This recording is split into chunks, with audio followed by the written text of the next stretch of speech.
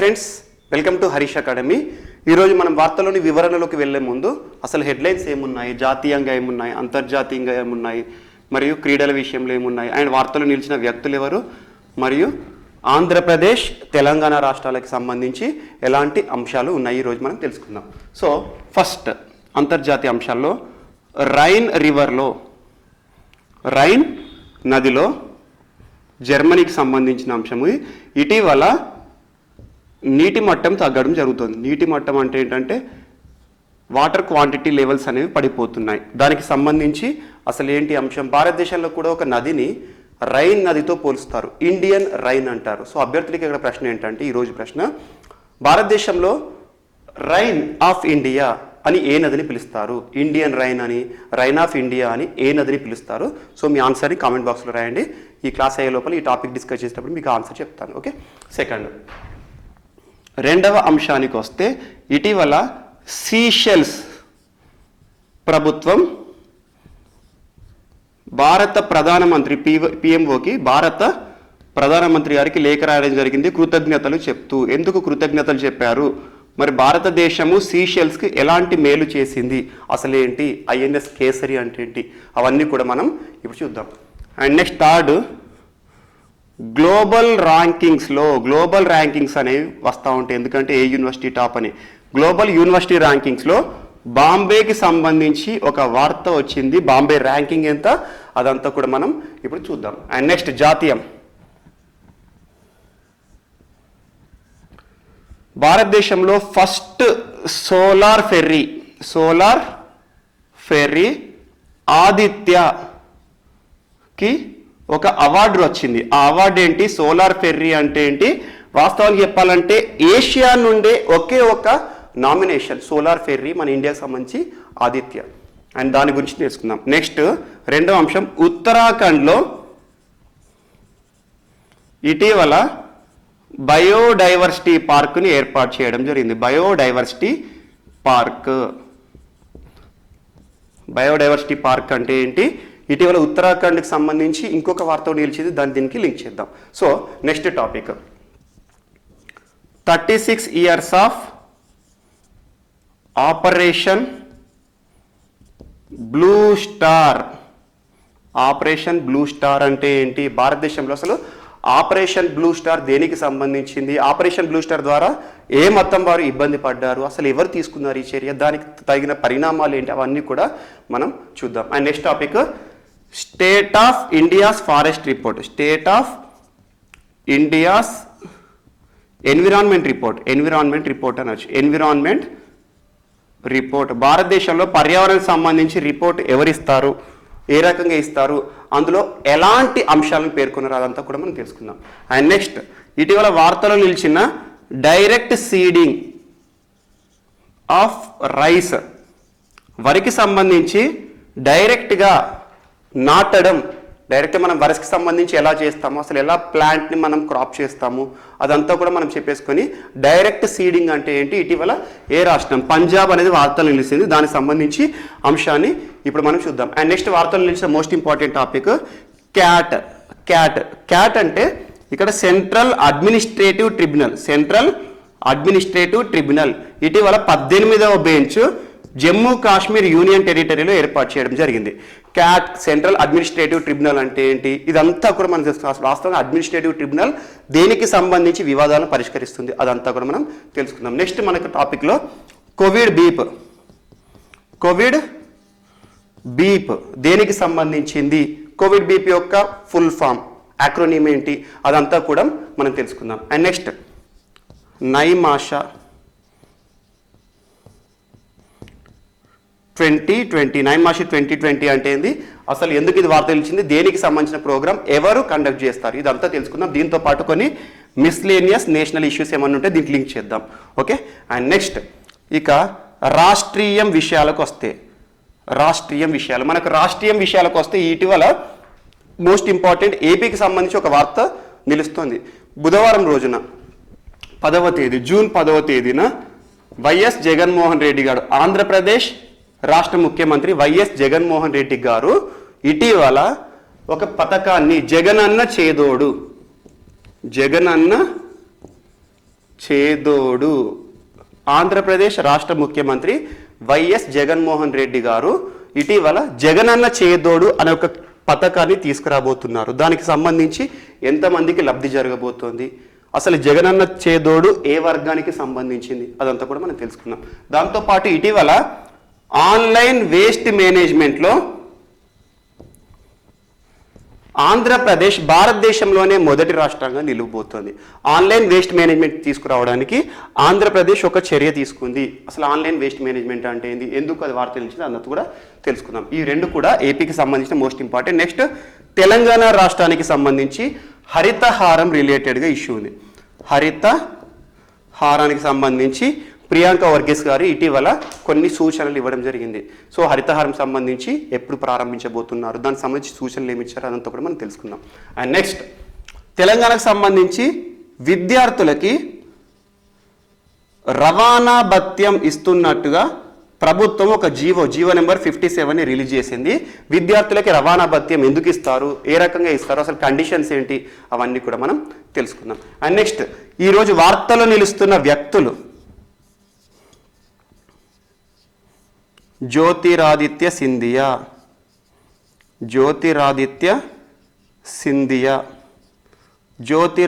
సింధియా ఎవరు, తను ఎందుకు ఇటీవల వార్తలు నిలిచారు, ప్రపంచమంతా కూడా జపిస్తున్న ఒకే ఒక మాట కరోనాకి సంబంధించి జ్యోతిరాదిత్య సింధియాకి ఇటీవల ఏం జరిగింది, అసలు ఏంటి అదంతా కూడా మనం తెలుసుకుందాం.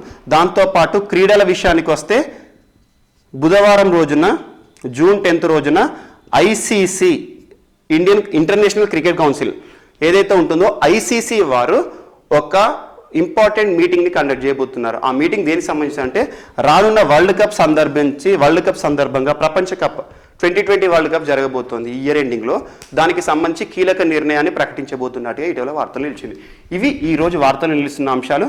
దీంతో పాటు మిస్లేనియస్ అంశాలు ఏమైనా ఉంటే దీనిలో మా టాపిక్లో మధ్యలో మనం లింక్ చేసుకుందాం. సో ఇక వివరాల్లోకి వెళ్తే ముఖ్యంగా ప్రయారిటీ వైజ్ వస్తాను.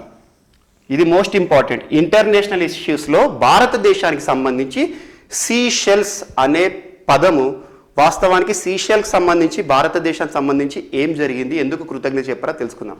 సో సీషెల్స్ అనేది తెలుసు మనకు, ఒక చిన్న ఏంటంటే ఒక ఐలాండ్ నేషన్ అంటే చుట్టూ కూడా సముద్రమే ఉంటుంది. సో మధ్యలో కంట్రీ ఉంటుంది. సీషెల్స్ ప్రధానమంత్రి ఇటీవల భారత ప్రధానమంత్రికి లేఖ రాశారు. మీరు కష్టకాలంలో మమ్మల్ని ఆదుకున్నందుకు కృతజ్ఞతలు అని చెప్పడం జరిగింది. అసలు కృతజ్ఞతలు ఎందుకు చెప్పారు? సో రెండవసారి భారతదేశం సీషెల్స్కి ఒక సాయం చేసింది. రెండవసారి జస్ట్ విత్ ఇన్ 1 month స్పాన్లో, అంటే నెల రోజుల వ్యవధిలోనే రెండవసారి భారత ప్రభుత్వం సీషెల్స్కి ఒక ముఖ్యమైన సహాయం చేసింది. అది కూడా సహాయం అనేది అవసరం ఉన్నప్పుడు చేస్తేనే దానికి గుర్తింపు ఉంటుంది. సో ఇప్పుడు ప్రపంచ దేశాలన్నిటికీ కూడా ఒక అవసరం అనేది ఉంది. ముఖ్యంగా COVID-19ని ఢీకొట్టడానికి ఒక్కొక్కరికి ఒక్కొక్క రిక్వైర్మెంట్ ఉంది. అలాంటి రిక్వైర్మెంట్ని దృష్టిలో ఉంచుకొని ఇటీవల భారతదేశం మనందరికీ తెలుసు మిషన్ సాగర్ ఫుల్ ఫామ్ చెప్పాను, security and growth for all in the reason. ఇది యాక్రోనిమ్. కొన్ని యాక్రోనిమ్స్ గుర్తుంచుకోండి. మిషన్ సాగర్ కింద భారత ప్రభుత్వము దాదాపు 5 దేశాలకి ఇటీవల కరోనా పరిస్థితుల దృష్టిలో ఉంచుకొని కరోనా కాలంలో ఒక సాయం చేసింది. అదేంటంటే కరోనాపై పోరాడడానికి దాదాపు 5 దేశాలు, ఎగ్జాంపుల్ మాల్దీవ్స్ కానివ్వండి, మారిషస్ కానివ్వండి, మరియు సీషెల్స్ కానివ్వండి, ఇవన్నిటికీ కూడా ఏంటంటే కొన్ని మెడిసిన్స్ని పంపింది. మెడిసిన్స్ ముఖ్యంగా హైడ్రాక్సిక్లోరోక్విన్ కానివ్వండి. అండ్ మాల్దీవ్స్తో పాటు మనకి ఏంటంటే భారతదేశం ఇటీవల ఆపరేషన్ సంజీవని చేసింది. సో అలా అవసరమైన దేశాలకి మెడిసిన్ సపోర్ట్ అనేది చేసింది. అలా ప్రత్యేక విమానాల ద్వారా కానివ్వండి, నౌకల ద్వారా కానివ్వండి. కానీ గుర్తుంచుకోండి, ఈ సాగర్ ద్వారా చేసిన సాయము ఈ 5 దేశాలు ఏవైతే ఉంటాయో అందులో ముఖ్యంగా ఒక నౌక ద్వారా చేసింది. ఆ నౌక పేరు ఐఎన్ఎస్ కేసరి. ఇక్కడ మనకు 5 దేశాల పేర్లు అవసరం లేదు. మిషన్ సాగర్ అనేది ఓల్డ్ అయిపోయింది టాపిక్. సో ఇప్పుడు మనకి ఈ రోజు వార్తలు ఎందుకంటే మిషన్ సాగర్లో సీషెల్స్ కూడా ఉంది. సీషెల్స్తో పాటు మిగతా 4 దేశాలకు మెడిసిన్ కానివ్వండి, ఫుడ్ ప్రోడక్ట్స్, ఆహార పదార్థాలను మరియు యాంటీవైరల్ డ్రగ్స్ కానివ్వండి, యాంటీ మలేరియా డ్రగ్స్ని భారత ప్రభుత్వము సీషెల్స్కి పంపించింది. అలా గడిచిన నెలలో జరిగింది. మళ్ళీ ఇటీవల జస్ట్ 1 వీక్ బ్యాక్ ఈ 1 వీక్లోనే భారత ప్రభుత్వం మళ్ళీ INS కేసరి ద్వారా సీషెల్స్కి రెండవసారి కూడా medicinal support and food support అనేది చేసింది. దీన్ని దృష్టిలో ఉంచుకొని భారత ప్రభుత్వానికి ఇటీవల సీషెల్స్ ప్రధానమంత్రి గారు మన భారత ప్రభుత్వానికి లేఖ రాసి మాకు కష్టకాలంలో ఆదుకున్నందుకు కృతజ్ఞతలు అని చెప్పారు. సో ఇప్పుడు ఈ టాపిక్లో మీరు చదవాల్సిన అంశం ఏంటంటే mission Sagar. Sagar full form ఏంటి? ముఖ్యంగా ఇండియన్ ఓషన్ కంట్రీస్కి సంబంధించినవి, హిందూ మహాసముద్ర దేశాలకు సంబంధించినవి. సో దానికి సంబంధించి 5 దేశాలకు సాయం చేయడం జరిగింది. అది గడిచిన నెలలో. ఇప్పుడు సీషెల్స్ ముందుకెందుకు వచ్చిందంటే ప్రత్యేకంగా సీషెల్స్కి INS కేసరి నౌక ద్వారా ప్రత్యేక సౌకర్యాలు కల్పించడం జరిగింది. అలా మిషన్ సాగర్ అనేది ఇటీవల వార్తలో నిలిచిన టాపిక్గా మిగిలింది. And next 36 years of operation blue star. 36 years. So 36 years of operation blue star అంటే ఏంటంటే ఆపరేషన్ బ్లూ స్టార్ దేనికి సంబంధించింది అని చెప్పాలి. ఆపరేషన్ బ్లూ స్టార్ అనేది భారత ప్రభుత్వము 1984వ సంవత్సరంలో సిక్కు ఉగ్రవాదానికి, సిక్కులకు సంబంధించి సిక్ టెర్రరిజం అనే ఒక పేరు పెట్టారు, కానీ అలా పెట్టకూడదు. వాస్తవానికి 1984 కంటే ముందు ఏం జరిగింది చెప్తాను. 1982, 1983 సందర్భంలో సిక్కులకు సంబంధించి భింద్రన్ వాలే పేరు గుర్తుంచుకోండి. భింద్రన్ వాలే సిక్కు ప్రముఖుడు. తను ఏం చేశాడంటే కొంతమంది సైన్యాన్ని ఏర్పాటు చేసుకున్నాడు. సాయుధ సైన్యం అంటే సాయుధం, ఆయుధంతో కూడుకున్న వారిని కొంతమందిని టీంని ఏర్పాటు చేసుకున్నారు. వీరి యొక్క డిమాండ్ ఏంటంటే భారత్లో హిందువులు ఉన్నారు, పాక్లో ముస్లిమ్స్ ఉన్నారు. ముస్లింల కోసం ప్రత్యేక దేశం ఏర్పడింది పాకిస్తాన్, హిందువుల కోసం హిందుస్థాన్, భారత్ ఏర్పడింది అని చెప్పేసి సిక్కులకు ప్రత్యేక ప్రాంతాన్ని కానీ ప్రత్యేక ప్రాంతాన్ని ఇవ్వండి అని చెప్పేసి ఆనంద్పూర్ తీర్మానాన్ని ప్రవేశపెట్టారు. సిక్కులకు ప్రత్యేక ప్రాంతము, సింపుల్ చెప్పాలంటే సిక్కులకు ఒక ప్రత్యేక దేశం అనే నిబంధన మొదటిసారి వచ్చింది. అలా సిక్కులకు ప్రత్యేక దేశము, ప్రత్యేక రాష్ట్రం అని చెప్పేసి ఒక ఉద్యమాన్ని నడపడం జరిగింది. ఆ ఉద్యమం ఎవరి చేతిలో జరిగింది? భింద్రన్ వాలే గారి ఆధ్వర్యంలో జరిగింది.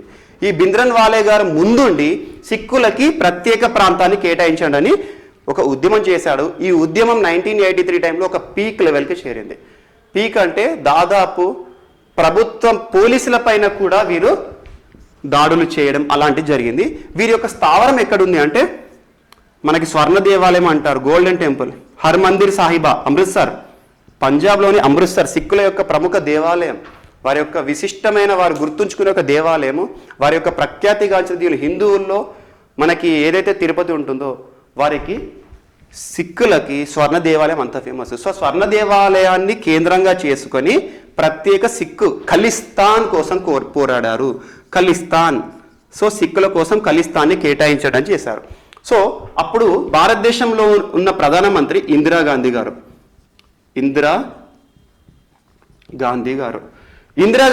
ఏం చెప్పారంటే భారతదేశంలో ప్రత్యేక ప్రాంతాలను కోరుకునే అన్న నిబంధన ఉండదు, ఎట్టి పరిస్థితిలో ఈ ఉద్యమాన్ని సహించేది లేదు, దీన్ని ఎట్టి పరిస్థితిలో అనగదొక్కండి అని చెప్పేసి ఆర్మీకి కితాబు ఇవ్వడం జరిగింది, ఆర్మీకి ఆర్డర్ ఇవ్వడం జరిగింది. అందులో భాగంగా ఈ ఉద్యమాన్ని చల్లార్చడానికి ఆపరేషన్ బ్లూ స్టార్ అని ఒక ఆర్మీ చర్యను చేపట్టింది. అందులో 2 నిబంధనలు ఉంటాయి. Operation metal, operation shop. Operation metal, operation shop. Operation blue స్టార్లో మళ్ళీ 2 కాంపోనెంట్స్ ఉంటాయి. ఆపరేషన్ మెటల్ ఒక కార్యం కోసం చేస్తారు, ఆపరేషన్ షాప్ ఒక కార్యక్రమం కోసం. సో అలా ఆపరేషన్ బ్లూ స్టార్ అని గుర్తుంచుకోండి, ఇంత డెప్త్ అవసరం లేదు. కాంపిటేటివ్ ఎగ్జామ్లో ఆపరేషన్ బ్లూ స్టార్ దేనికి సంబంధించిన పంజాబ్ ప్రాంతాల్లో ప్రత్యేక ప్రాంతాన్ని కోరుకునే వారిని దొక్కడానికి ఇందిరాగాంధీ ప్రభుత్వం చేపట్టిన చర్య. అలా సిక్కు పవిత్ర స్థానమైన అమృత్సర్ ఏదైతే ఉందో ఈ అమృత్సర్ దేవాలయంలో ఆయుధాలతో కూడుకొని ఈ భింద్రన్ వాలే గారు స్థావరం ఏర్పాటు చేసుకున్నారు. ఆ స్థావరంలో ఉన్న భింద్రన్ వాలేని మరియు తన యొక్క అనుచరులందరినీ కూడా బయటికి తీసుకువచ్చేసి ఈ ఉద్యమాన్ని ఆపడానికి భారత ప్రభుత్వం ఆర్మీకి ఇచ్చిన టాస్కే ఆపరేషన్ బ్లూ స్టార్. అది మీకు అర్థమైంది. సో నెక్స్ట్ ఏంటంటే ఈ ఆపరేషన్ బ్లూ స్టార్లో భాగంగా సిక్కుల యొక్క ఉద్యమాన్ని చల్లార్చడం జరిగింది, భింద్రేవాలాని చంపడం జరిగింది, ఆర్మీ వారి చేతిలో భింద్రన్ వాలా చనిపోవడం జరిగింది. అండ్ నెక్స్ట్ అతని అనుచరులను కూడా భారత ప్రభుత్వం కింద ఆర్మీ వాళ్ళు చంపడం జరిగింది. అలా స్వర్ణ మందిరం కేంద్రంగా జరిగింది అని చెప్పేసి మా సిక్కుల యొక్క మతం కలుషితమైంది, పోలీసులు ఆయుధాలతో దేవాలయంలోకి వచ్చారు అని కొన్ని నిబంధనలు వాళ్ళ మనసులో వీరి యొక్క మతాన్ని, సున్నితమైన అంశం, ఎప్పుడైనా మతం అనే అంశం వచ్చినప్పుడు చాలా సున్నితం, ఎవరైనా కూడా చాలా జాగ్రత్తగా పలకాల్సి ఉంటుంది. సో సిక్కు మతం పైన భారత ప్రభుత్వము పగ పెంచుకుంది, బలవంతపు ప్రయోగం చేస్తోంది అని చెప్పేసి సిక్కులందరూ కూడా, భింద్రేవాలా చనిపోయారు కదా, అలా సిక్కులందరూ కూడా ఈ ఆపరేషన్ బ్లూ స్టార్కి ఆద్యం పలికింది ఎవరు? అప్పటి భారత ప్రధాని ఇందిరాగాంధీ గారు. సో అలా ఇందిరాగాంధీపై కోపం పెంచుకోవడం జరిగింది. ఆ ఇందిరాగాంధీపై కోపం పెంచుకోవడం ద్వారా మీకు ఇంకోటి చెప్పాను, ఆపరేషన్ బ్లూ స్టార్ ఎప్పుడెప్పుడు జరిగిందంటే 1 జూన్ 1984 టు 5 జూన్ 1984 6th రోజున క్లోజ్ అయిపోయింది. అలా భింద్రన్ వాళ్ళ చనిపోవడం జరిగింది, టోటల్ జరిగింది. అలా సిక్కులందరూ కూడా ప్రధానమంత్రి ఇందిరాగాంధీపై కోపానికి రావడం జరిగింది. తనను చూస్తేనే ఒక బద్ధ శత్రులాగా ఆలోచించారు. అలా తర్వాత జరిగిన కాన్సిక్వెన్స్ అంటే ఇందిరాగాంధీ యొక్క సొంత అంగరక్షకులు ఎవరైతే ఉంటారో, ఇందిరాగాంధీకి బాడీ గార్డ్స్ ఉంటారు కదా, ఆ బాడీ గార్డ్స్ ఎవరైతే ఉంటారో సెక్యూరిటీ, ప్రధానమంత్రి అంటే అద్భుతమైన సెక్యూరిటీ ఉంటుంది. అలా ఇందిరాగాంధీ సొంత సెక్యూరిటీలో సిక్కులు ఎవరైతే ఉన్నారో ఆ సిక్కులు మా మతాన్ని కలుషితం చేసింది, మా మత నియమాలను కాపాడకుండా ఆపరేషన్ బ్లూ స్టార్ చేసిందని సిక్కులందరూ కూడా ఒక ఫీలింగ్ ఇందిరాగాంధీ పైన క్రియేట్ చేసుకున్నారు. అలా ఇందిరాగాంధీ తన సొంత గృహంలోనే సిక్కుల చేతిలోనే చనిపోవడం జరిగింది.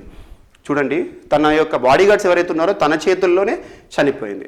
అలా ఇందిరాగాంధీ మరణానికి కారణం ఏంటంటే ఆపరేషన్ బ్లూ స్టార్. కారణం ఏంటంటే ఒక మతం పైన తన ప్రయోగం చేసింది అని చెప్పేసి చంపడం జరిగింది. అలా కాన్సిక్వెన్స్గా ఇందిరాగాంధీ మరణం. అలా ఇందిరాగాంధీని చంపింది ఎవరు?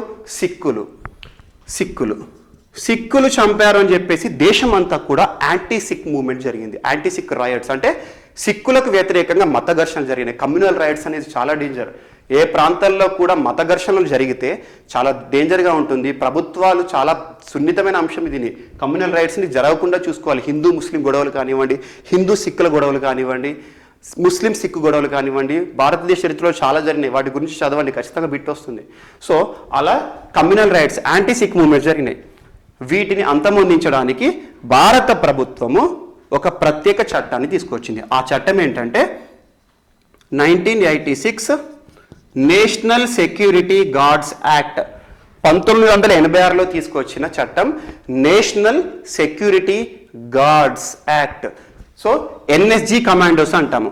అలా ఎన్ఎస్జి అనే సపరేట్ పోలీస్ ఫోర్స్ని ఈ తర్వాతే భారత ప్రభుత్వం ఒక చట్టం ద్వారా తీసుకొచ్చింది, ఎన్ఎస్జి యాక్ట్. అలా ప్రస్తుతం ఎన్ఎస్జి కమాండోస్ మనకు ఉంటారు.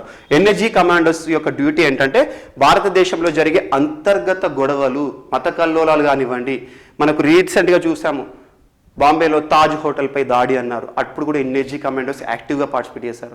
అలా గొడవలు కానీ ఉగ్రవాద కార్యకలాపాలు, తీవ్రవాద కార్యకలాపాలు జరిగినప్పుడు ఎన్ఎస్జీస్ వస్తారు. So most powerful police force NSG అనేది 1986లో వచ్చింది. దీనికి పర్యవసానంగా భారత ప్రభుత్వం తీసుకొచ్చింది ఇలా ఎన్ఎస్జీలు. అండ్ మోస్ట్ ఇంపార్టెంట్ ఇప్పుడు మనకు టాపిక్ ఏంటంటే ఆపరేషన్ బ్లూ స్టార్ జరిగి 36 సంవత్సరాలు నిండుకున్నాయి అని చెప్పేసి ఇటీవల కేంద్ర ప్రభుత్వం కూడా గుర్తు చేయడం జరిగింది. ఇలా ఆపరేషన్ బ్లూ స్టార్ కూడా వార్తల్లో నిలవడం జరిగింది. అండ్ నెక్స్ట్ మనకి మోస్ట్ ఇంపార్టెంట్ ఇవాటి టాపిక్స్లో క్యాట్, సెంట్రల్ అడ్మినిస్ట్రేటివ్ ట్రిబ్యునల్, కేంద్ర పరిపాలనా ట్రిబ్యునల్ అంటారు. కేంద్ర పరిపాలన ట్రిబ్యునల్ ఇటీవల ఎందుకు వార్తలు నిలిచింది అంటారు. కేంద్ర పరిపాలనా ట్రిబ్యునల్ ఇటీవల ఎందుకు వార్తలు నిలిచింది అంటే మనకు తెలుసు, గడిచిన సంవత్సరం 2019 ఆగస్టు మాసంలో జమ్మూ కాశ్మీర్కి సంబంధించిన ప్రత్యేక హోదా ఆర్టికల్ 370ని రిపీల్ చేశారు, తొలగించబడింది రాజ్యాంగం నుండి. 35A కానివ్వండి, ఆర్టికల్ 370 అనేది లేదు. అంటే జమ్మూ కాశ్మీర్కి స్వతంత్ర ప్రతిపత్తి, ప్రత్యేక ప్రాంతం హోదా ఇచ్చే ఏదైతే ఉందో నిబంధన, దీన్ని భారత ప్రభుత్వం తొలగించింది, పార్లమెంట్ తొలగించింది. ఆ తర్వాత ఏమైంది, జమ్మూ కాశ్మీర్ రాష్ట్రం అనేది రెండుగా విడిపోయింది. ఒకటి అసెంబ్లీతో కూడిన కేంద్రపాలిత ప్రాంతం, ఒకటి కేంద్రపాలిత ప్రాంతం. సో ఇప్పుడు జమ్మూ కాశ్మీర్ కేంద్రపాలిత ప్రాంతం ఏదైతే ఉందో అందులో సిఏటి, సెంట్రల్ అడ్మినిస్ట్రేటివ్ ట్రిబ్యునల్ని ఏర్పాటు చేస్తున్నట్టుగా ఇటీవల భారత ప్రభుత్వం గెజిట్ రిలీజ్ చేసింది. సిఏటి అడ్మినిస్ట్రేటివ్ ట్రిబ్యునల్ ఇది భారతదేశంలో 18వ ట్రిబ్యునల్. 18వ ట్రిబ్యునల్. అంతకుముందు ఏంటంటే 17, ఇప్పుడు ఎన్నైనా 18. ప్రస్తుతం సెంట్రల్ అడ్మినిస్ట్రేటివ్ ట్రిబ్యునల్ బెంచ్ 18వ బెంచ్ ఎక్కడ ఏర్పాటైంది అంటారు, జమ్మూ కాశ్మీర్లో ఏర్పాటైంది. అలా సెంట్రల్ అడ్మినిస్ట్రేటివ్ ట్రిబ్యునల్ అనేది ఇటీవల వార్తలు నిలిచింది. అసలు వాస్తవంగా సిఏటి దేనికి సంబంధించి తీర్పులను ఇస్తుంది? ట్రిబ్యునల్ అంటే గుర్తుంచుకోండి, ఎప్పుడైనా కూడా తీర్పులు ఇస్తుంది, కేసులను డీల్ చేస్తుంది. మనము వాటర్ ట్రిబ్యునల్ అంటాము. వాటర్ ట్రిబ్యునల్ అంటే ఏంటి? నదుల ఆధారంగా ఏవైతే వివాదాలు ఉంటాయో నదుల ఆధారంగా వచ్చే ట్రిబ్యునల్ని వాటర్ ట్రిబ్యునల్స్ మనకి తీర్పిస్తుంది. ట్రిబ్యునల్ ఇచ్చే తీర్పులని అవార్డ్ అనాలి. సో ఇప్పుడు సెంట్రల్ అడ్మినిస్ట్రేటివ్ అనే పేరు ఉంది. అడ్మినిస్ట్రేషన్ అంటే ఏంటి? పరిపాలన. పరిపాలనలో భాగంగా ఏమైనా సమస్యలు వచ్చినప్పుడు వాటి కేసుని డీల్ చేస్తుంది. సింపుల్ చెప్తాను. ఎగ్జాంపుల్, ఒక అభ్యర్థులు, మనం అందరం ఉన్నాం అభ్యర్థులం, ఏదైనా ఎగ్జామ్ గ్రూప్ 1 లాంటి ఎగ్జామ్ కానీ గ్రూప్ 2 లాంటి ఎగ్జామ్ కానీ ఉన్నాయి.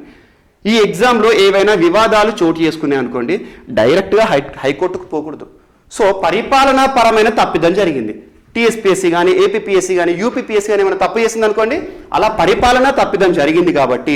లేదా ఇంకొక అంశం, ఒకసారి మీకు సర్వీస్ వచ్చింది, గ్రూప్ 1 కానీ గ్రూప్ 2 కానీ, సర్వీస్ సంబంధించిన రూల్స్ కానివ్వండి, మీ సీనియారిటీ అంశం ఆధారంగా వేరే వాళ్ళకి ప్రమోషన్ వచ్చినప్పుడు కానివ్వండి, అలా సీనియారిటీ ఇష్యూస్ కానీ, ప్రభుత్వం పైన ఒక ప్రభుత్వ ఉద్యోగి ఏదైనా న్యాయం కావాలని పోరాడాలనుకున్నా కూడా, అంటే ప్రభుత్వం పరిపాలనా సమస్య, ప్రభుత్వంలోనే ప్రభుత్వం కొట్లాడుతుంది అన్నట్టు, ప్రభుత్వ ఉద్యోగి వర్సెస్ ప్రభుత్వానికి, అలాంటి కేసులను ట్రిబ్యునల్ డీల్ చేస్తుంది. సో ట్రిబ్యునల్ ఇచ్చిన తీర్పుల ఆధారంగా హైకోర్టుకు పోవచ్చు, సుప్రీంకోర్టుకు పోవచ్చు. అలా ట్రిబ్యునల్స్ అనేవి యాక్టివ్గా ఉంటాయి. సో ఈ ట్రిబ్యునల్ యొక్క అంశం ఎప్పుడు వచ్చిందంటే 1985 సంవత్సరం నుండి ట్రిబ్యునల్స్ భారతదేశంలో వచ్చినాయి, central administrative tribunal. And most important, ఇది దేనికి కన్సిక్వెన్స్గా అంటే 42వ రాజ్యాంగ సవరణ ద్వారా 1985లో వచ్చింది. ట్రిబ్యునల్ని సంబంధించి ఏ రాజ్యాంగ నిబంధన ఇటీవల వార్తలు నిలిచింది అంటే ఆర్టికల్ 323A. ఇప్పుడు మీకు ఏమర్థమవుతుంది? సెంట్రల్ అడ్మినిస్ట్రేటివ్ ట్రిబ్యునల్ అనేది రాజ్యాంగబద్ధ సంస్థనా కాదా? రాజ్యాంగబద్ధ సంస్థ అంటే ఏంటి? రాజ్యాంగంలో ఉంటుంది. రాజ్యాంగంలో ఉండే సంస్థలు అంటే రాజ్యాంగంలో ఉంటుంది అంటే ఏంటి? ఎగ్జాంపుల్, ఒక నిబంధన, ఒక నెంబర్ ఉంటుంది రాజ్యాంగంలో, ఆ నెంబరు ఒక పర్టికులర్ సంస్థకు కానీ వ్యవస్థకు కానీ ఉంటుంది. ఇటీవల వివాదాలు నిలిచిన ఏపీ ఎన్నికల సంఘం ఉంది. ఏపీ ఎన్నికల సంఘం రాజ్యాంగబద్ధ సంస్థనా కాదా అంటారు. రాజ్యాంగబద్ధ సంస్థని, ఎందుకంటే ఏపీ ఎన్నికల సంఘానికి సంబంధించి ఒక నిబంధన ఉంటుంది, article 243K, article 243K2, article 243ZA అని చెప్పేసి ఒక్కొక్క నిబంధన ఉంటుంది చూడండి. అలా ఒక నిబంధన ఒక వ్యవస్థను రాజ్యాంగంలో చూపిస్తే దాన్ని రాజ్యాంగబద్ధ సంస్థ అంటాము. ఒక సంస్థ భారతదేశంలో ఉంటుంది కానీ దానికి సంబంధించి ఎలాంటి అంశము రాజ్యాంగం లేదనుకోండి, అది రాజ్యాంగంలో లేని సంస్థ. రాజ్యాంగంలో లేని సంస్థ అంటే రాజ్యాంగబద్ధ సంస్థ కాదు, అలా చెప్పుకుంటాం. సో ఆర్టికల్ 323A ఏం చెప్తుంది? సెంట్రల్ అడ్మినిస్ట్రేటివ్ ట్రిబ్యునల్ గురించి చెప్తుంది. ఇలా వార్తలు నిలుస్తున్న రాజ్యాంగ ప్రకరణలు ఖచ్చితంగా చూసుకోండి. అండ్ మోస్ట్ ఇంపార్టెంట్, ఇటీవల వార్తలు నిలిచిన రాజ్యాంగ నిబంధన ఆర్టికల్ 279A జిఎస్టీ కౌన్సిల్ గురించి చెప్తుంది. అలా కొన్ని పాయింట్స్ అన్ని కూడా నోట్ చేసుకొని వార్తలు నిలుస్తున్న రాజ్యాంగ ప్రకరణల్ని ఖచ్చితంగా చూడండి.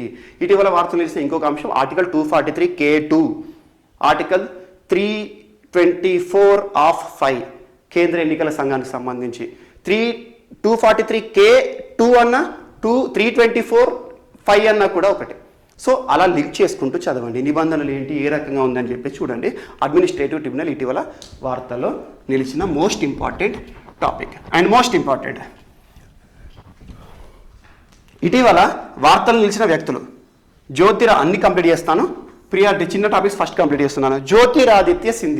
జ్యోతిరాదిత్య సింధియా బీజేపీకి సంబంధించిన కీలక నేత. ఇటీవల మనం మధ్యప్రదేశ్ రాష్ట్రంలో రాజకీయ సంక్షోభం చూసాము. మధ్యప్రదేశ్ రాష్ట్రంలో కమల్నాథ్ ప్రభుత్వం ఎలా పడిపోయింది, కాన్సిక్వెన్సెస్ ఏంటి, ఆ తర్వాత ముఖ్యమంత్రి ఎలా వచ్చారు, శివరాజ్ సింగ్ గారు కానివ్వండి ఎలా వచ్చారు, ఆ కాన్సిక్వెన్స్ అన్ని కారణం ఏంటి, ఏ రకంగా ఉంది, ఏ వ్యక్తులు ఉన్నారు, అదంతా కూడా కొంచెం ఒక అనాలిసిస్ ఏర్పాటు చేసుకోండి. సో మధ్యప్రదేశ్ రాష్ట్రానికి సంబంధించిన సమస్య. సో జ్యోతిరాదిత్య సింధియా మధ్యప్రదేశ్ రాష్ట్రానికి సంబంధించి ఒక కీలక నేత. ఇటీవల తన పార్టీ మారడం జరిగింది, కాంగ్రెస్ నుండి బీజేపీకి రావడం జరిగింది. ఆ తర్వాతే రాజకీయ సంక్షోభం అనేది జరిగింది. సో బీజేపీ పార్టీలో జ్యోతిరాదిత్య సింధియాకి ఇటీవల తన తల్లికి కూడా COVID-19 నిర్ధారణ జరిగింది, పాజిటివ్ వచ్చిందంటే కరోనా బారిన పడ్డ యువ నాయకుడే. సో యువకులు కూడా ఇటీవల కరోనా బారిన పడుతున్నారు. మన తెలంగాణకు సంబంధించి జర్నలిస్ట్ మనోజ్ గారు కానివ్వండి, అలా చాలామంది ఇటీవల PIBకి సంబంధించి దాటవాలియా కరోనా బారిన పడ్డారు. ఇటీవల హంసకోయ ఫుట్బాల్ క్రీడాకారులు కరోనాతో చనిపోయారు. ప్రముఖులందరూ కూడా కరోనా బారిన పడుతున్నారు.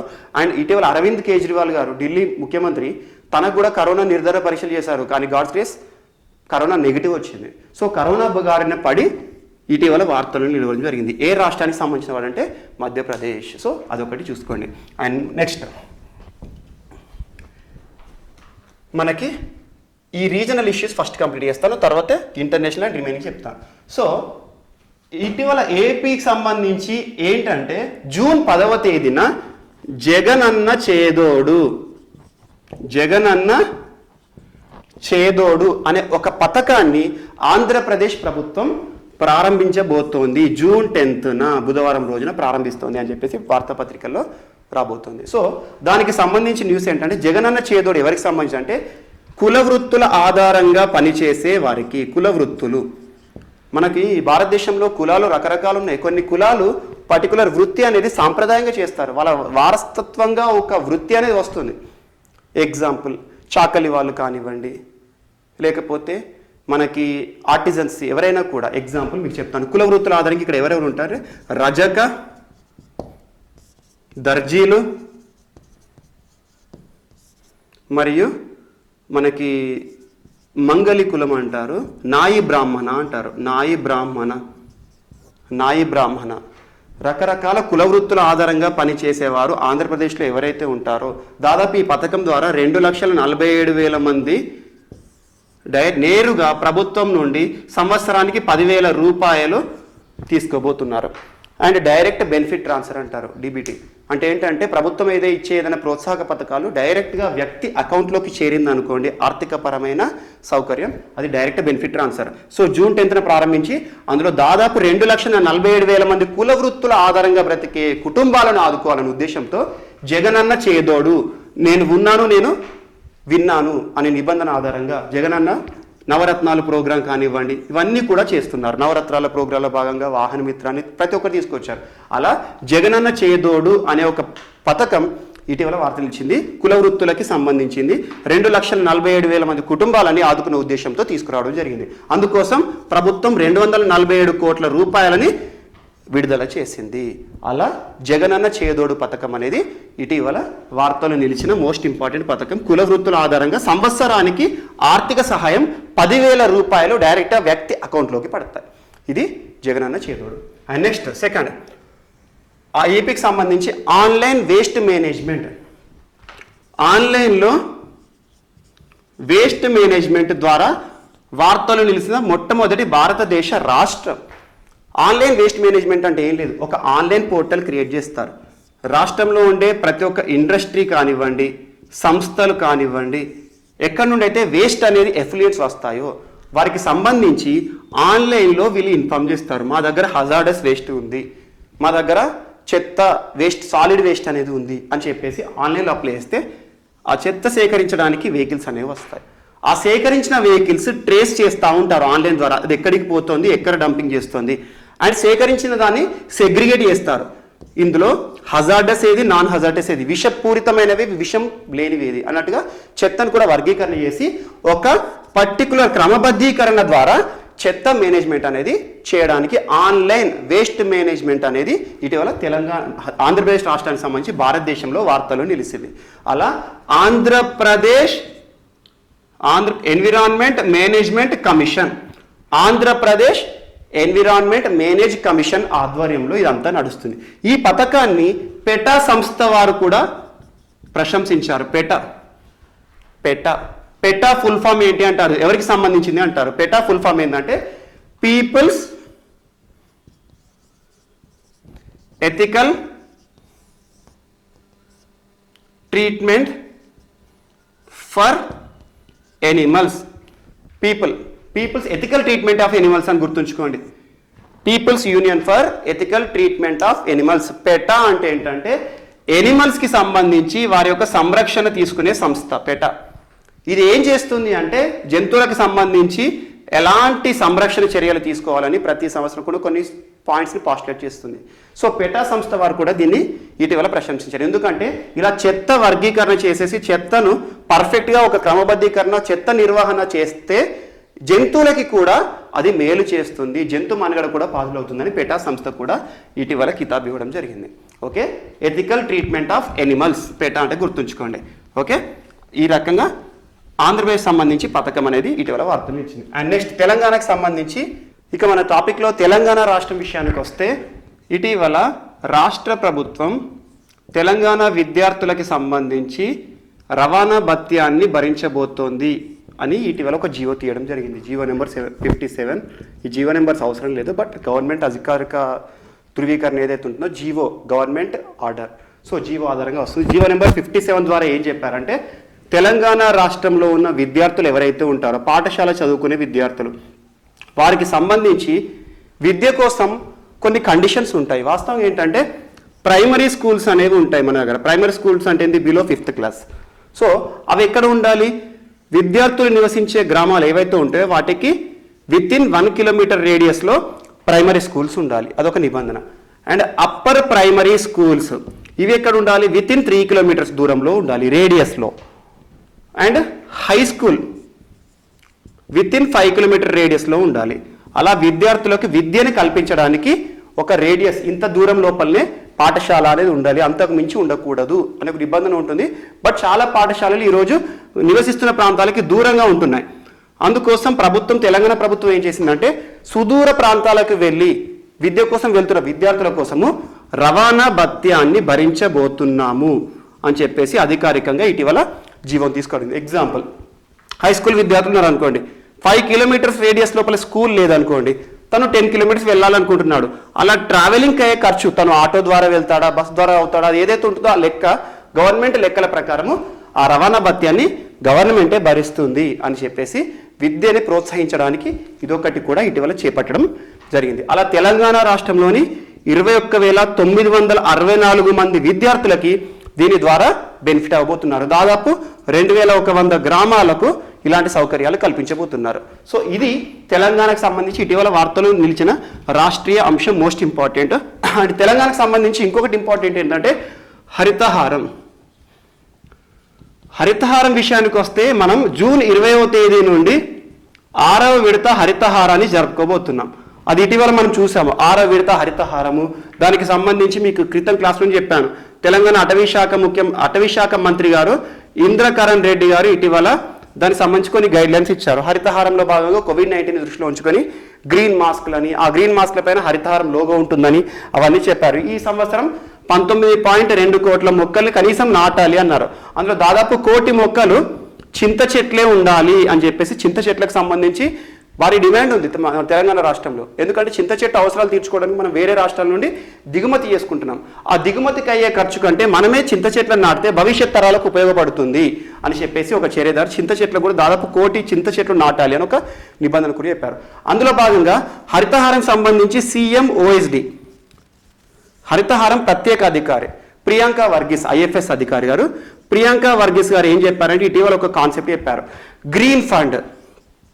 గ్రీన్ ఫండ్ అనే దాన్ని వాడండి అని చెప్పేసి తెలంగాణ రాష్ట్రంలో ఉన్న 13 కార్పొరేషన్లకి మరియు ఉన్న అన్ని మున్సిపాలిటీలకు కూడా కొన్ని ఆర్డర్స్ ఇచ్చారు. గ్రీన్ ఫండ్ని వాడండి, ఎందుకంటే ప్రతి సంవత్సరం కూడా హరితహారంలో మొక్కలు నాటుతున్నాం, కానీ నాటడంతోనే పని అయిపోదు. ఆ నాటిన మొక్క కొంతకాలం ఖచ్చితంగా ఉండాలి అని చెప్పేసి వాటిని కాపాడాలి. కనీసం నాటిన మొక్కల్లో 85% మొక్కలు జీవించాలి అనే ఉద్దేశంతో గ్రీన్ ఫండ్ అనే ఒక కాన్సెప్ట్ని కూడా ఇటీవల చెప్పడం జరిగింది. అలా నాటిన మొక్కల్లో 85% మొక్కల్ని ఎట్టి పరిస్థితుల్లోనూ స్థానిక సంస్థలన్నీ కూడా దృష్టిలో పెట్టుకొని నాటాలి, వాటి సంరక్షించే బాధ్యత కూడా తీసుకోవాలని హరితహారం సంబంధించి ఇటీవల చెప్పింది. ఈ సంవత్సరం స్టార్ట్ అవ్వబోతున్న హరితహారం 6వ విడతది, అది గుర్తుంచుకోండి. దానికి సంబంధించి 1వ విడత ఎక్కడ ప్రారంభమైంది, 6వ విడత ఎక్కడ ప్రారంభమైంది, 2వ విడత ఎక్కడ ప్రారంభమైంది, ఈ విడతలు ఒకసారి చూసుకోండి, అంతే సరిపోతుంది. అండ్ నెక్స్ట్ మనకి ఈరోజు వార్తలు నిలుస్తున్న దానిలో మోస్ట్ ఇంపార్టెంట్ ఇక టాపిక్లోకి వస్తాను. ఇంటర్నేషనల్ ఇష్యూస్లో రైన్ రివర్ అనేది దాదాపు జర్మనీ ప్రాంతంలో ఇటీవల వార్తలు నిలిచింది. రైన్ రివర్ దాదాపు 8 దేశాల గుండా ప్రవహిస్తుంది. జర్మనీ కానివ్వండి, స్విట్జర్లాండ్ కానివ్వండి, next Austria, Rotterdam, rain river ప్రవహించే ముఖ్య దేశాలు జర్మనీ, స్విట్జర్లాండ్, ఆస్ట్రియా, రోటర్డామ్, ఇవన్నీ కూడా ఈ దేశాల గుండా రైన్ రివర్ పోతుంది. వాస్తవం చెప్పాలంటే యూరప్కి ఒక జీవనది రైన్ రివర్. యూరప్ దేశంలోని దేశాలు ఇవన్నీ కూడా యూరప్ ఖండంలోని దేశాలు. యూరప్ ఖండంలోని ప్రసిద్ధ 8 దేశాల గుండా రైన్ రివర్ పోతుంది. కానీ ఇటీవల వార్తలు నిలిచి 8 దేశాలు నిలవలేదు. ఇటీవల వార్తలు నిలిచింది జర్మనీలో 2020 ఏప్రిల్ నాటికి రైన్ రివర్లో 40% వాటర్ లెవెల్ పడిపోయింది. రైన్ నదిలో 40% నీరు అనేది పడిపోయింది. దాదాపు 1 మీటర్ హైట్ రైన్ రివర్లో తగ్గడం చూసింది. ఎందుకంటే జర్మనీలో రైన్ రివర్ అనేది ఒక లైఫ్ లైన్. దానిపైన ట్రాన్స్పోర్టేషన్ ఉంటుంది, దానిపైన ఆధారపడి జీవించే జనాలు ఉంటారు. మత్స్యరంగంలో కానివ్వండి, రైన్ రివర్ మోస్ట్ ఇంపార్టెంట్. అలా రైన్ రివర్ నీటి మట్టం దాదాపు 1 మీటర్ కింద పడిపోయింది. 40% రైన్ రివర్ వాటర్ లాస్ అయింది. ఎందుకు లాస్ అయింది అంటే ఇటీవల స్ప్రింగ్ సీజన్లో వర్షపాతం తక్కువగా నమోదవ్వడం. అలా దాదాపు 2 దశాబ్ద కాలంలో ఇంతగా రైన్ రివర్ లెవెల్స్ ఎప్పుడు కూడా పడిపోలే. అలా రైన్ రివర్ అనేది ఇటీవల వార్తలు నిలిచడం జరిగింది. ముఖ్యంగా అన్ని దేశాల్లో కాదు, జర్మనీ విషయము వార్తలు నిలిచింది. ఇక మిగతా దేశాల ప్రసక్తి అనేది ఇటీవల వార్తలు నిలుస్తుందా, మిగతా దేశాల్లో ఈ ప్రాబ్లం అనేది లేదు. బట్ జర్మనీ ప్రాంతంలో మాత్రం వర్షపాతం తక్కువగా నమోదవడం వల్ల రైన్ రివర్లో నీటి మట్టం పడిపోవడం సమస్యకు దారితీసింది. అండ్ ఇండియాలో ఇండియన్ రైన్ రివర్ అని ఏ నదిని పిలుస్తారు? గోదావరి వృద్ధగంగా, గోదావరిని వృద్ధగంగా అంటారు, దక్షిణ గంగా అంటారు. గోదావరి నదిని ఇండియన్ రైన్ అంటారు. ఏదైనా ఒక వ్యక్తితో కానీ ఒక వస్తువుతో కానీ పోలుస్తున్నామంటే అది అద్భుతంగా ఉంటేనే పోలుస్తాం. పలానా వ్యక్తి పలానాతో పోలుస్తున్నారంటే ఒక గొప్ప వ్యక్తితో ఒక యావరేజ్ వ్యక్తిని పోలుస్తారు, అంటే గొప్పతనం గురించి చెప్పడానికి. అలా రైన్ రివర్తో మన భారతదేశంలో గోదావరి నదిని పోలుస్తాము. ఓకే, అండ్ నెక్స్ట్ ఇక మనకు గ్లోబల్ ర్యాంకింగ్స్ విషయానికి వస్తే యూనివర్సిటీ ర్యాంకింగ్స్ అనేవి వచ్చినాయి. QS వరల్డ్ యూనివర్సిటీ ర్యాంకింగ్ వారు ఇటీవల ప్రపంచంలోని 200 యూనివర్సిటీలను ర్యాంకింగ్ చేశారు. 200 యూనివర్సిటీని ర్యాంకింగ్ చేశారు. అందులో భారతదేశానికి సంబంధించి బాంబే IIT భారతదేశం విషయంలో టాప్ ఉంది. కానీ దీని ర్యాంకే దాదాపు 172 ర్యాంక్ అనేది మన దీనికి బాంబే యూనివర్సిటీకి వచ్చింది. 172. ఈ గ్లోబల్ ర్యాంకింగ్స్లో 200 జాబితా టాప్ మోస్ట్ అత్యున్నత విద్యను అందించే యూనివర్సిటీలో. ఇందులో దాదాపు 6-7 పారామీటర్స్ తీసుకుంటారు. అత్యున్నత విద్యను అందించడంలో, అత్యున్నత బోధనను, లేకపోతే బోధన వాళ్ళు చేసేవాళ్ళు అంటే ఉపాధ్యాయులు కానివ్వండి, స్టూడెంట్ అటెండెన్స్ రేషియో కానివ్వండి, ఇంటర్నేషనల్ స్టూడెంట్స్ అరైవల్ కానివ్వండి, అవన్నీ కండిషన్ తీసేసుకొని చదవడానికి అనుకూలమైన ప్రాంతం కానివ్వండి, అవన్నీ తీసేసుకుంటే భారతదేశంలోనే టాప్ మోస్ట్ యూనివర్సిటీ అనొచ్చు. అలా ప్రపంచంలో టాప్ మోస్ట్ యూనివర్సిటీ టాప్ 200లో 172 ప్లేస్ అనేది దీనికి వచ్చింది. అండ్ 185 ప్లేస్లో IIS Bengaluru, Indian institute of sciences. And next 193 ప్లేస్లో ఢిల్లీ IIT ఉంది. ఈ మూడింటి గురించి గుర్తుంచుకోండి. ఫస్ట్ భారతదేశంలో టాప్ మోస్ట్ అనేది బాంబే IIT స్థానం దక్కించుకుంది. అలా ప్రపంచంలోని 200 యూనివర్సిటీలను ర్యాంకింగ్స్లో భారతదేశానికి సంబంధించి అత్యున్నత ర్యాంకింగ్ పొందింది బాంబే యూనివర్సిటీ.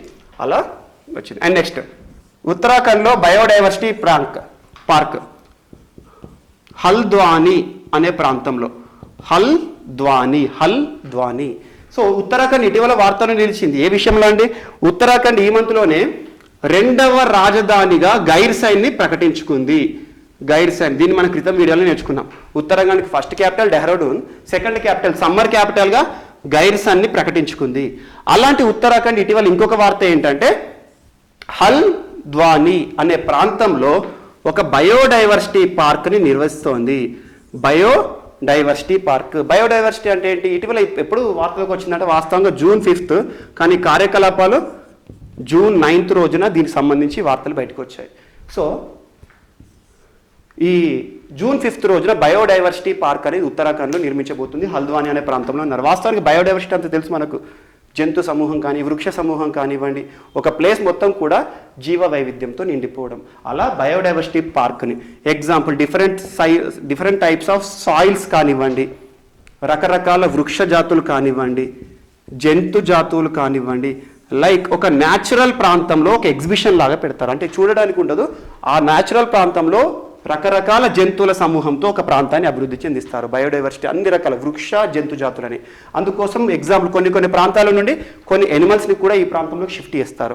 ఎగ్జాంపుల్ నీతి మన వ్యాలీ అని ఉంటుంది. నీతి మన వ్యాలీలో దొరికే కొన్ని వింత జంతువులను కానివ్వండి, రకరకాల జీవ వైవిధ్యం తీసుకొచ్చి కూడా ఇక్కడ స్టోర్ చేస్తాడు. అలా ప్రపంచంలో ప్రఖ్యాతిగాంచిన కొన్ని జంతువులు కానీ, వృక్ష జాతులను కానీ ఈ బయోడైవర్సిటీ పార్క్లో ప్రభుత్వం అధికారికంగా దాన్ని సంరక్షణ చేస్తుంది. అలా ఉత్తరాఖండ్లో బయోడైవర్సిటీ పార్క్ అనేది world environmental day June 5th రోజున ప్రకటిస్తే ఇటీవల అమల్లోకి రావడం జరిగింది. దానికి సంబంధించిన వార్త ఇటీవల చక్కర్లు కొడుతుంది. And most important biodiversity, celebrate biodiversity అని ఇటీవల నినాదం కదా, దాని ఆధారంగా బయోడైవర్సిటీ పెంచే ఉద్దేశంతో చేయడం జరిగింది. అండ్ నెక్స్ట్ ఇక మనకి ఈరోజు వార్తల్లో state of India's environment report. దీన్ని ఎవరిస్తారంటే సెంటర్ ఫర్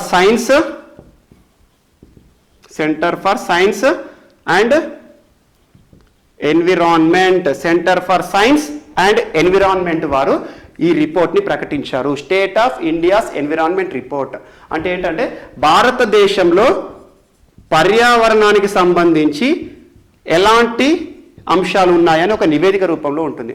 మనకి ఇటీవల వార్తల్లో నిలిచింది, మనం చూసాము. ఎన్విరాన్మెంటల్ పర్ఫార్మెన్స్ ఇండెక్స్లో ఇండియా యొక్క ర్యాంక్ చాలా పూర్గా ఉంది. 180 దేశాలను రకరకాల వర్గీకరణ చేసి ఒక ఇండెక్స్ని రిలీజ్ చేస్తే, ఆ ఇండెక్స్ రిలీజ్ చేస్తే ఎవరైనా చాలాసార్లు బిట్స్ అడుగుతున్నారు. యేల్ యూనివర్సిటీ, కొలంబియా యూనివర్సిటీ మరియు వరల్డ్ ఎకనామిక్ ఫోరం వారు సంయుక్తంగా ఈ ఎన్విరాన్మెంటల్ పర్ఫార్మెన్స్ ఇండెక్స్ని రిలీజ్ చేస్తారు. Example, top country environmental performance ఇండెక్స్లో ఉందనుకోండి. ఈ సంవత్సరం డెన్మార్క్ ఉంది ఎగ్జాంపుల్. ఈ డెన్మార్క్ ఏంటన్నట్టు వాతావరణ మార్పుల విషయంలో కానివ్వండి, ఎయిర్ క్వాలిటీ విషయంలో కానివ్వండి, సస్టైనబుల్ డెవలప్మెంట్ గోల్స్ 17 ఉంటాయి.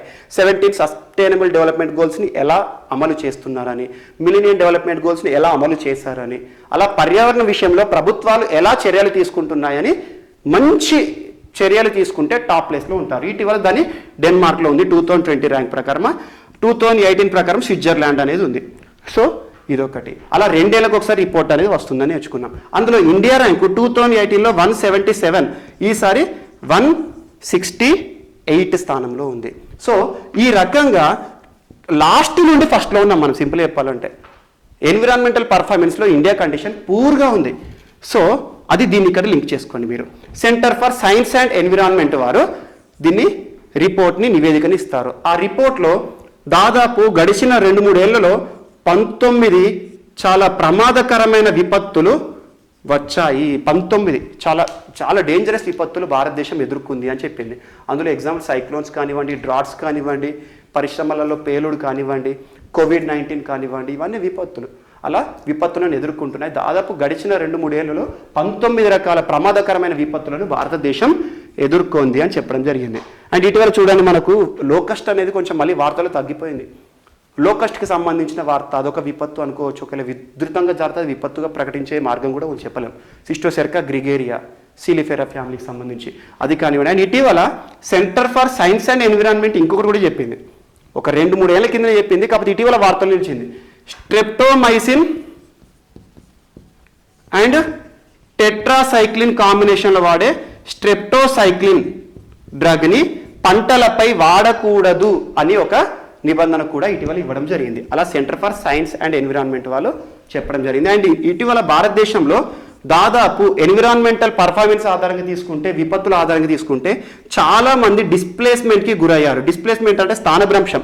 ఒక ప్రాంతంలో ఒక విపత్తు వచ్చిందని చెప్పేసి ఆ ప్రాంతాన్ని వదిలి వేరే ప్రాంతాలకి వారి యొక్క వలసలను మార్చుకోవడం, నివసించడానికి మార్చుకోవడం, బతకడమే కష్టమవుతుంది అక్కడ ప్రకృతి విపత్తుల కారణంగా కానివ్వండి, ఏదో ఒక విపత్తుల ద్వారా. అలా స్థానభ్రంశం చెందిన వారు దాదాపు భారతదేశంలో 45 లక్షల మంది స్థానభ్రంశం పొందారు. 50 లక్షల మంది స్థానభ్రంశం విపత్తుల కారణంగా చేశారు. అందులో వరదలు కానివ్వండి, సైక్లోన్స్ కానివ్వండి, సైక్లోన్ వాయు కానివ్వండి, ఫనీ కానివ్వండి, బుల్బుల్ తుఫాన్ కానివ్వండి, ఇటీవల ఆంఫన్ తుఫాన్, ఇంకా ఇంట్లో ఎంటర్ చేయలేదు. సైక్లోన్స్, వాయు, ఫనీ, బుల్బుల్ ఇవి చాలా డిజాస్టర్స్గా మిగిలిపోయాయి. వీటి కారణంగా దాదాపు 50 లక్షల మంది భారతదేశంలో విపత్తుల కారణంగా వారి యొక్క ఉనికి మార్చుకోవడానికి ప్రయత్నించారు. అండ్ దాదాపు ఈ విపత్తుల కారణంగా 45 కోట్ల మంది మైగ్రెంట్స్ కూడా తయారయ్యారు. ఒక ప్రాంతంలో డిజాస్టర్ వచ్చి పోయిందనుకోండి, ఆ ప్రాంతంలో కష్టమవుతుంది బతకడం. అలా ఉపాధి కోసం కూడా వేరే ప్రాంతాలకు వెళ్ళడం జరిగింది. అలా స్టేట్ ఆఫ్ ఇండియాస్ రిపోర్ట్కి సంబంధించి, ఇండియాస్ ఎన్విరాన్మెంట్ రిపోర్ట్ సంబంధించి ఎవరు రిలీజ్ చేస్తారు అంటారు, centre for science and environment వారు రిపోర్ట్ చేస్తారు. అలా భారతదేశ పర్యావరణం సంబంధించి కొన్ని రిపోర్ట్స్ ఉంటాయి. ఆ రిపోర్ట్ని వీలైతే దాదాపు ఒక చాలా బల్కీగానే ఉంటుంది, వీలైనప్పుడు చదువుకోండి. PDF చాలా పెద్దగా ఉంటుంది. అందులో బేసిక్ ప్రిలిమ్స్ వరకు ఎంతో ఇంపార్టెంట్ అని చెప్పాను. మెయిన్స్లో దీని గురించి డెప్త్గా అడుగుతారు. ఎందుకంటే సైన్స్ అండ్ టెక్నాలజీ Group 1 లాంటి mains exam science and technology దీని గురించి చాలాసార్లు బిట్స్ అడిగారు. Okay. And next, direct seeding of rice ఇటీవల పంజాబ్ రాష్ట్రం డైరెక్ట్ సీడింగ్ ఆఫ్ రైస్ విషయంలో వార్తలు నిలిచింది. పంజాబ్ ప్రభుత్వం ఏం చెప్పిందంటే అధికారికంగా రైస్, మనకు తెలుసు రైస్ కల్టివేషన్ ఎలా చేస్తామండి. ఒక ప్రాంతం ఒక 5 ఎకరాలు ఉందనుకోండి, 5 ఎకరాల భూమిలో డైరెక్ట్గా ఇప్పటివరకు మనం చేసే కన్వెన్షనల్ మెథడ్ ఏదైతే ఉంటుందో డైరెక్ట్గా విత్తనాలు రైస్ని డైరెక్ట్గా పెంచాం మనం మొక్కలని. ఏం చేస్తాము, 5 ఎకరాలు ఉందనుకోండి, అందులో 20 కానీ 25% కానీ ఒక ఏరియాని ఫస్ట్ రెడీ చేస్తాం. ఆ ఏరియాలో మనము వరి నాట్లు వేస్తాం. నాట్లు ఏవైతే ఉంటాయో నాట్లు రావడానికి చిన్న చిన్న శాంప్లింగ్స్ రావడానికి ఫస్ట్ విత్తనాలు అనేది వేస్తారు. అలా 20-25 డేస్ పెరిగిన తర్వాత చిన్న చిన్న మొలకలు వస్తాయి, వరి నారు అంటారు. ఆ వరి నారని దీన్ని తీసుకొని పెరగాలి కదా, ఇదంతా ఒకే ప్రాంతంలో గుబురుగా ఉంటుంది. దీన్ని సపరేట్ చేసేసి ఈ 4-5 ఎకరాల్లో కొంచెం డిస్టెన్స్లో డైరెక్ట్గా నాట్లు పెడతారు. అది ఇప్పటివరకు చేస్తున్న ప్రాక్టీస్. దానికి స్వస్తి పలకాలి అని చెప్పేసి పంజాబ్ ప్రభుత్వం ఇటీవల నిర్ణయం తీసుకుంది. ఎందుకు స్వస్తి పలకాలి అంటే ఇటీవల ఏర్పడిన లేబర్ క్రైసిస్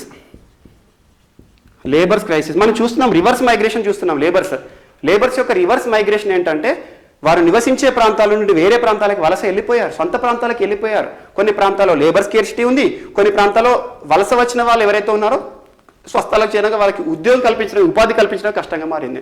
అలా పంజాబ్ ఈ లేబర్ క్రైసిస్ని దృష్టిలో ఉంచుకొని, ఎందుకంటే ఇప్పుడు ఏం చేస్తారంటే 5 ఎకరాల ల్యాండ్లో ఫస్ట్ కొంత ఎకరాల్లో నర్సరీని డెవలప్ చేయరు, చిన్న చిన్న మొక్కలు ఏవైతే మొలకలు వచ్చేవారు పెట్టరు, డైరెక్ట్ విత్తనాలని డైరెక్ట్గా పొలంలోనే నాటుతారు. అక్కడే వరి నారు మొలుస్తుంది, దాంతోపాటు వరి పెరుగుతుంది. అలా డైరెక్ట్ సీడింగ్ ఆఫ్ రైస్ ఏ రాష్ట్రానికి సంబంధించిన అంశం ఇటీవల నిలిచింది, ఏ రాష్ట్ర ప్రభుత్వం అధికారికంగా చేయబోతోంది, అదొకటి. అండ్ ఇంకోటి వ్యవసాయానికి సంబంధించి ఇటీవల వార్తలు నిలిచిన అన్నీ ఒకసారి రాసుకోండి. ఎగ్జాంపుల్ ఒడిషాకి సంబంధించి ఆర్డినెన్స్, ఒప్పంద వ్యవసాయానికి ఆర్డినెన్స్ ఇవ్వడం జరిగింది ఇటీవల. అండ్ నెక్స్ట్ దాంతోపాటు ఇటీవల వ్యవసాయం సమయం రాజీవ్ గాంధీ కిసాన్ న్యాయ యోజన, ఆ రాజీవ్ గాంధీ కిసాన్ న్యాయ యోజన వచ్చినప్పుడు పంట పెట్టుబడి సాయం రైతుకు ఇచ్చేది ప్రభుత్వం ఇస్తుంది కాబట్టి తెలంగాణలో రైతు బంధుతో పోల్చొచ్చు. అలా భారతదేశంలో ఏ ప్రాంతాల్లో ఏ పేరుతో రైతు బంధు లాంటి పథకాలు అమ్ముతున్నాయి అవన్నీ ఒక దగ్గర లింక్ చేసుకోండి. వ్యవసాయ రంగం నుండి ఖచ్చితంగా ఒక బిట్ వస్తుంది. సో అలా డైరెక్ట్ సీడింగ్ ఆఫ్ రైస్ అనేది చేసే వార్తల్లో పంజాబ్ నిలిచింది. అందులో భాగంగా ఏముంటుంది అంటే దాదాపు లేబర్ తక్కువ అవసరం ఇక్కడ, బట్ ఇది ఏదైతే ఉంటుందో నాటిన దాంట్లో కొంచెం ప్రొడక్టివిటీ తగ్గుతుంది. ఎందుకంటే కొన్ని మొలకలు రావచ్చు, కొన్ని రాకపోవచ్చు, ప్రొడక్ట్ విషయంలో తగ్గుతుంది. అండ్ మీథేన్, వరి పొలం నుండి వచ్చే గ్యాస్ ఏంటంటే మీథేన్ వాయు కూడా తక్కువ లెవెల్లో వస్తుంది అని చెప్పేసి కొన్ని రీజన్ చెప్పింది. But direct seeding of rice ఇటీవల ఏ రాష్ట్రంలో వార్తల్లోకి వచ్చింది అంటారు, అదొకటి మనకి ఇంపార్టెంట్. సో క్యాట్ అయిపోయింది. Covid beep important. ఇటీవల కోవిడ్ని దృష్టిలో ఉంచుకొని రకరకాల ఎక్విప్మెంట్స్ వస్తున్నాయి. మనం చూసాం స్వస్థవాయు అని, వెంటిలేటర్స్, ప్రాణవాయు అని, బయోసిట్స్ అని రకరకాలుగా వస్తున్నాయి. మొన్న అటోలియా చెప్పుకున్నాము. అలా ఒక్కొక్కటి యూవీ బ్లాస్టర్ కానివ్వండి. అలా కోవిడ్ని దృష్టిలో ఉంచుకొని కోవిడ్ బీప్ అనే ఒక పరికరాన్ని ఇటీవల తయారు చేయడం జరిగింది. ఎవరు తయారు చేస్తారో అదంతా కూడా మనం చూస్తాం. ఇది ఏంటంటే ఫిజియలాజికల్ పారామీటర్స్ మానిటర్ చేయడానికి, ఫిజియలాజికల్ పారామీటర్స్ అంటే బీపీ, షుగర్స్ అవి మానిటర్ చేయడానికి ఒక వైర్లెస్ యంత్రం, దానికే ఉద్దేశించబడిన ఒక వైర్లెస్ యంత్రం. అంటే ఫిజియలాజికల్ పారామీటర్స్ ఏవైతే ఉంటాయో ఒక వ్యక్తికి సంబంధించి వాటిని మానిటర్ చేయడానికి ఉపయోగించే పరికరం ఎలాంటి కనెక్షన్ లేకుండా వైర్లెస్గా పనిచేస్తుంది. దీన్ని ఎవరు తయారు చేశారంటే ESIC, employees state insurance corporation, Delhi, employees state insurance corporation Delhi medical hospital, ESIC hospital అంటారు. ఈఎస్ఐసి హాస్పిటల్స్ వాళ్ళు మరియు ECIL, electronic corporation of India limited, మన Hyderabad electronic corporation of India limited, ESIC hospital, ECIL మరియు అటామిక్ ఎనర్జీ డిపార్ట్మెంట్ వారు, atomic energy వారు, వీళ్ళందరూ కూడా దీన్ని తయారు చేయడంలో భాగస్వామ్యం పంచుకున్నారు. ముఖ్యంగా ఈ ఇద్దరు ఈఎస్ఐసి, ఈసిఐఎల్ వీళ్ళ ప్రోత్సాహంతో ఈ ఎక్విప్మెంట్ అనేది వార్తలోకి వచ్చింది. దీని యొక్క ఫుల్ ఫామ్ ఏంటంటే continuous oxygenation in vital infection detection, continuous oxygenation and vital infection detection, biomed ESIC ECIL pod దీని యొక్క acronym continuous oxygenation and vital infection detection and biomed ESIC ECIL pod. Okay, ఇది దీని యొక్క acronym. దీన్ని ఎందుకంటే wireless ఆధారంగా పనిచేసే physiological కండిషన్స్ని వ్యక్తిని మానిటర్ చేయడానికి ఉద్దేశించబడింది. ఎవరు తయారు చేస్తారంటే ESIC hospital, medical hospital and ECIL వారు దీన్ని తయారు చేయడం జరిగింది. ఓకే, అండ్ నెక్స్ట్ మన న్యూస్లో last news Naimishi 2020 national gallery of modern art వారు దీన్ని కండక్ట్ చేస్తారు. National gallery of modern art వాళ్ళు నైమిషి 2020ని కండక్ట్ చేస్తారు. అంటే ఏంటంటే గుర్తుంచుకోండి, ఇది ఒక ఆన్లైన్ విధానం ద్వారా పెయింటింగ్, డ్రాయింగ్ అండ్ ఆర్టిస్టులకి ఒక ఆన్లైన్ అవగాహన కల్పించే ఒక కార్యక్రమం నైమిషి 2020. వాస్తవానికి దీనికి అంతా కూడా ఈ ఆర్టిస్ట్ యొక్క స్కిల్స్ అన్నిటి కూడా ఒక ఎగ్జిబిషన్ని నిర్వహిస్తుంది. అదేంటంటే సోహం. అలా నైమిషి 2020ని ఇటీవల వర్చువల్గా కండక్ట్ చేయడం జరిగింది. అదొకటి. లాస్ట్ ఇంకొకటి మనకి ఇక్కడ award, first solar ferry award ఇక్కడ మర్చిపోవడం జరిగింది. ఇదేంటంటే గుస్టావ్ ట్రూ అవార్డు అంటారు. ఇది ఇందాక చెప్పలే నేను. గుస్టావ్ ట్రూ అవార్డు ఇది ఎవరికి ఇస్తారంటే బోటింగ్లోకి ఇచ్చే అవార్డు. బోటింగ్ అంటే బోట్స్ ఉంటాయి మన దగ్గర, రకరకాల బోట్స్ తయారవుతాయి. ప్రపంచంలో అత్యంత ప్రముఖమైన బోటింగ్లకి ఫెర్రీస్ అంటారు. ఫెర్రీస్కి ఇచ్చే అవార్డు గుస్టావ్ ట్రూ అవార్డు. ఇది ఎందుకు ఇస్తారంటే గుస్టావ్ ట్రూ అనేవాడు ఫ్రెంచ్ ఎలక్ట్రిక్ ఇంజనీర్. ఒకప్పుడు వాడు తను బతుకున్నంత కాలం ఎలక్ట్రిక్ బోట్స్లని కానివ్వండి, ఇంజనీరింగ్ ఎక్విప్మెంట్స్ విషయంలో చాలా తయారు చేశాడు. తను దాదాపు చాలా బోట్స్ పైన పేటెంట్ హక్కును కూడా కలిసి ఉన్నాడు. అలాంటి వ్యక్తిని స్మరణ చేసుకుంటూ గుస్టావ్ ట్రూ అవార్డు అనేది బోట్లకి ఇచ్చే అవార్డు సింపుల్గా, లేదా ఫెర్రీ అంటారు. అలా భారతదేశం నుండి ఇటీవల ఆదిత్య సోలార్ ఫెర్రీ అనేది ఇటీవల వార్తలను ఇచ్చింది. దీనికి గుస్టావ్ ట్రూ అవార్డుకి షార్ట్ లిస్ట్ అయింది. ఇది షార్ట్ లిస్ట్ మాత్రమే, ఫైనల్ కాలే. దాదాపు ఈ షార్ట్ లిస్ట్లో 12 బోట్లు నిలిచాయి. కానీ ఏషియా నుండి ఎంపికైన ఏకైక బోట్ మాత్రం మనదే, ఆదిత్య సోలార్ ఫెర్రీ. అంటే భారతదేశంలో వాస్తవానికి దీన్ని 2016లో తయారు చేస్తారు. ఫస్ట్ సోలార్ బోట్ ఇది. సోలార్ బోట్ ఇది ఏ రాష్ట్రానికి సంబంధించిందంటే కేరళ. మీకు వైకోమ్ నుండి దీని యొక్క వైకోమ్ ప్రాంతంలో ఈ బోట్ని చూడొచ్చు మనం. వైకోమ్లో అక్కడ ఇక్కడికి దీని యొక్క ట్రావెలింగ్ అనేది నడుస్తూ ఉంటుంది. వైకోమ్ ప్రాంతంలో కేరళ రాష్ట్రానికి సంబంధించినది గుర్తుంచుకోండి. కేరళ రాష్ట్రానికి సంబంధించిన ఆదిత్య బోర్డ్ని 2016లో తయారు చేశారు. ఆ ఆదిత్య బోట్ ఏంటంటే కంప్లీట్గా సోలార్ ఎనర్జీ ద్వారానే బోట్ అనేది నడుస్తుంది. అలా భారతదేశంలో మొట్టమొదటి సోలార్ ఫెర్రీ ఆదిత్య. ఇది ఇటీవల ఏషియా నుండి ఏకైక ఎంపిక, మన ఏషియా దేశాల నుండి ఈ అవార్డుకి నామినేట్ అయిన ఏకైక ఎంపిక. అలా ప్రపంచంలో 12 బోట్లలో ఇది షార్ట్ లిస్ట్ అయింది. ఫైనల్ అవార్డు ఎవరికి వస్తుందో చూడాలి. సో ఇది గుస్టావ్ ట్రూ అవార్డు ఎవరికి ఇస్తారు అంటారు. దానికి నామినేట్ అయింది ఆదిత్య సోలార్ ఫెర్రీ అని గుర్తుంచుకోండి. ఈ రకంగా ఈరోజు వార్తలు నిలిచిన అంశాలు. వీటితో పాటు రిమైనింగ్ టాపిక్స్ అన్ని కూడా మనం రేపు చర్చిద్దాం. Thank you.